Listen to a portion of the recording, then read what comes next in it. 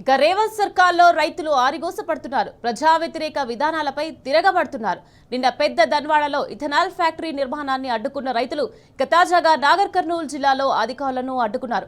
బల్మూర్ మండలం అనంతవరం సమీపంలో Umamaheshwara project lift irrigation phase 1 కోసం చేస్తున్న భూ సర్వేను రైతులు ఆపారు.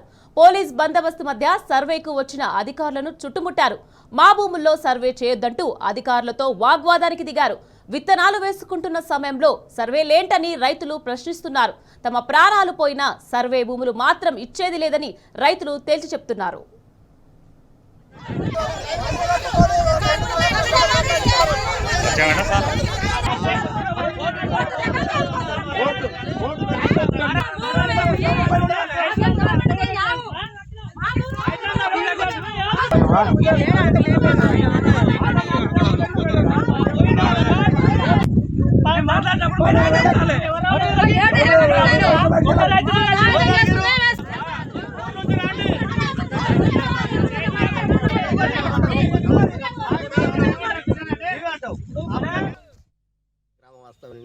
నాకున్నటువంటి 1 ఎకరా భూమి ఇది కూడా ఉమామహేశ్వరం ప్రాజెక్ట్ కిందకి వెళ్తున్నాము. మేము డిగ్రీలు పీజీలు చేశాము. ఉన్నటువంటి ఉద్యోగాలు రాక వ్యవసాయం మీద ఆధారపడి జీవిస్తున్నాము. ఈ వ్యవసాయ భూమి కూడా మీరు లాక్కుంటే పూర్వకాలంలో మా తాతలు దొరల దగ్గర ఏ విధంగా బానిస చేస్తున్నారు, అదేవిధంగా మామూలు కూడా దొరల దగ్గరికి మళ్ళీ బానిస దగ్గరికి వెళ్ళడానికి అవకాశం ఉంది. స్వాతంత్రం రాకముందు ఏ విధంగా ఉందో అదే విధానానికి ఇప్పుడు వచ్చి ప్రాజెక్టు సన్నకారు రైతులను మభ్యపెట్టి మోసం చేసి వాళ్ళ దగ్గర గుంజుకోవడానికి చూస్తున్నాం. మేము ప్రాజెక్టు వ్యతిరేకత కాదు, కానీ ప్రాజెక్టుకు ఉన్నటువంటి ప్రాంతాల్లో అక్కడ వేస్తే బాగుంటుంది. కానీ చిన్నకారులు అయినటువంటి ఇచ్చిన 1 ఎకరా 2 ఎకరాల భూములు లాక్కోవడం వల్ల మీకు వచ్చే ఆదాయం ఎంత లేదు.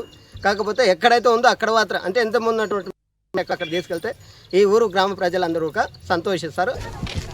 4 ఎకరాల భూమి పోతున్నది.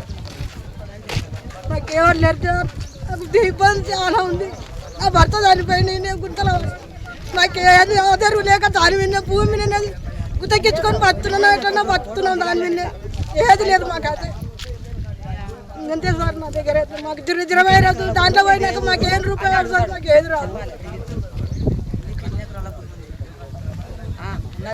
నా పొలం మొత్తం పోతుంది. నా పొలం నాకు ఉండాలని నేను కొట్లాడుతున్నా సార్. నా పొలం నాకు ఉండాలి. నా పిల్లలను నేను మట్టి మోసి చిలక కొన్నా. మట్టి మోసి దేశం గుంపులో పోయి నూకల పువ్వు అది మట్టి మోసి 5 ఎకరాల పొలం కొన్నా సార్.